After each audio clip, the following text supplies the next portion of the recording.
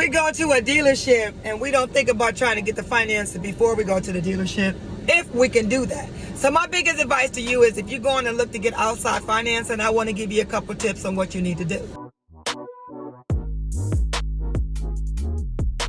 Is when you go to the dealership, you want to go have that particular car that you want to buy, whether you want to buy a new car or used car, or whether you want to lease or you want to purchase.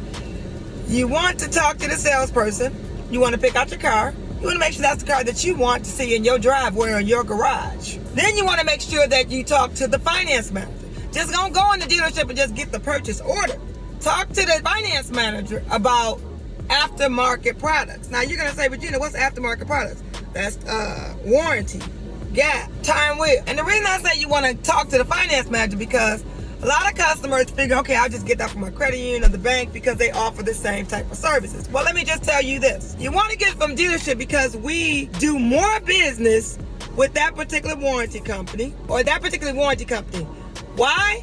It's because we sell cars. Credit union or bank, yeah, they can make you the best rate, but we may also use the same credit union too. But if you have problems, you can have that finance manager, that salesperson talk to that finance manager and negotiate something at the end if something happens when you purchase or lease that car.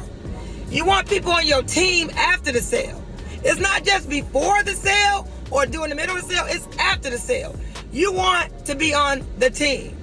That team for life. As long as you own that car, lease that car, and then what about your next car? Or what about your family or your friends that want to get a car? You want to be on that team. Like me, you get the car from the queen, you're on the queen's team.